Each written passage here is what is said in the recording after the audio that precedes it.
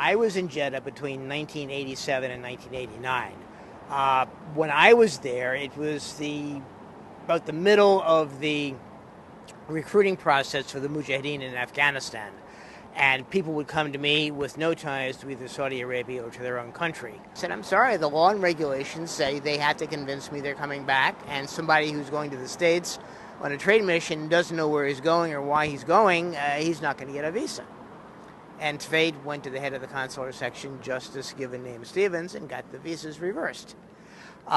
This went on through most of my time in Saudi Arabia. They were people that were not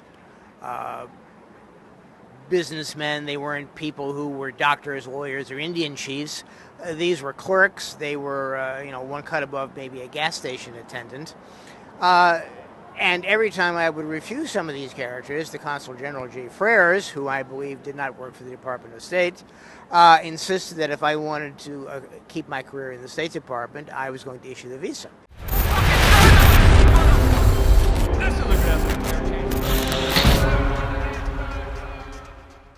Again, you didn't need these conspiracy theories. You didn't need the absolute collusion. I know exactly what happened on 9/11. There was a lot of dumbtards who were pushing that kind of ideas out there. The evidence was there. The evidence was clear. There was active collusion. There was active intervention by the intelligence agencies to make this happen.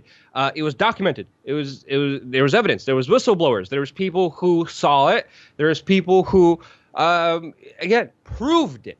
You didn't need to get into, I think this happened and then this happened, theoretically this is where it failed, and I think it failed on purpose with a disinformation campaign that correlated with mainstream media, and I believe government infiltration that made this the center focus point, where still, even today, some people be like, oh, you question 9/11, you're a crazy conspiracy theorist. No.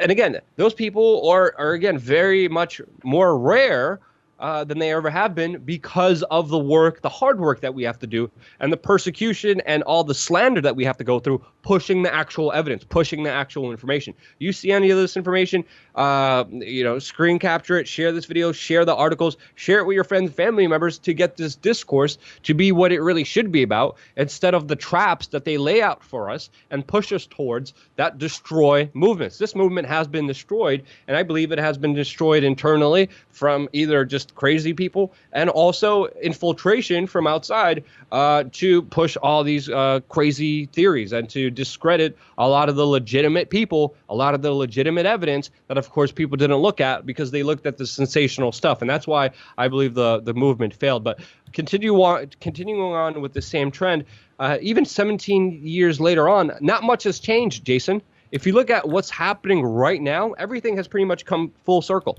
The United States pretty much set up the Mujahideen, Al-Qaeda, and the Bin Laden family with the Saudi Arabian contracts, with them fighting the Russians.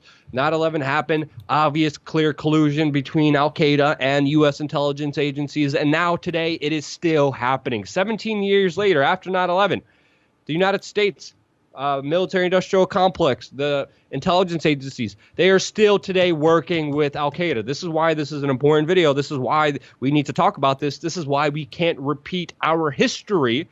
This is why we need to understand it fully, because today, as we're talking, Donald Trump, Nikki Haley, the U.S. military wants to protect Idlib, a province in Syria that, of course, the Russians, Iranians, and Syrians want to attack, that has an estimated 10,000 linked Al-Qaeda fighters, with videos coming out of Idlib with them celebrating 9/11, saying that they were supposedly responsible for 9/11, with them claiming victory and war on the West. And this is what Donald Trump wants to protect now and risk a war with Russia against. And at the same time, the United States is officially allied with Al-Qaeda inside of Yemen. Al-Qaeda leadership, their money, their connections, what they're able to be able to accomplish is mainly because of U.S. American foreign policy. The AP investigation that came out just a few weeks ago showed that the U.S. is allied with Al-Qaeda in Yemen. They revealed how the American-backed U.S. Saudi Arabian coalition is forging deals with Al-Qaeda fighters because they are working on the same side against Houthi rebels that are mainly interlinked with Iran. Saudi Arabia is interlinked with the Wahhabist rebels, who, of course, are predominantly Al-Qaeda. And the U.S. coalition, the U.S. also has troops on the ground right now in Yemen, going after the Houthi rebels, fighting alongside Al-Qaeda.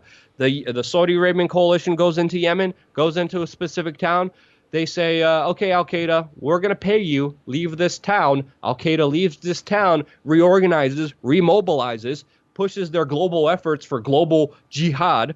And Saudi Arabia and the United States claim, yes, we had victory here. We got rid of Al-Qaeda from this town. Meanwhile, they were just relocated and money was given to them. Like, this is what's happening right now, as we're speaking, inside of Yemen. So, again, not much has changed. 10,000, an estimated 10,000 Al-Qaeda-linked terrorists in Idlib right now. Donald Trump is willing to have a war with Iran, with Russia, with Syria, just to protect them. What does that tell you?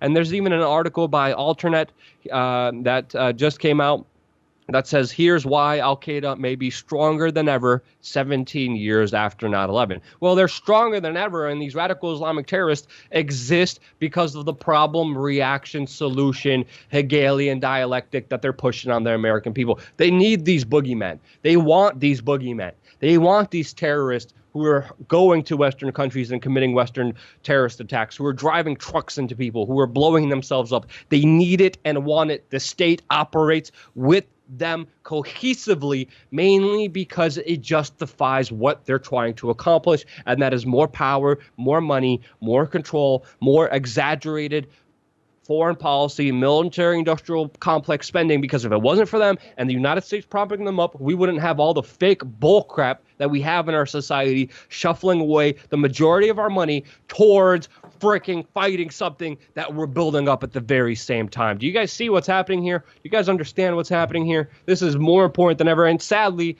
there's less independent media out there than there has been through any time that I have ever been in this business, because of the squashing of this message. We are under attack. We're barely surviving financially, to be completely honest with you guys. We don't know how we're going to continue this operation, but that's a whole another story. Other operations have completely failed because of the censorship that is happening, because of the blacklisting of this information that we are providing you here today.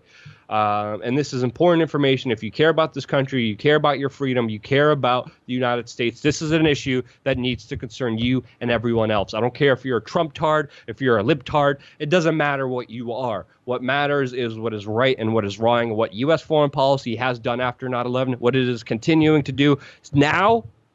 It's only going to reverse us back and make us repeat history. And that is a costly endeavor that this country cannot handle.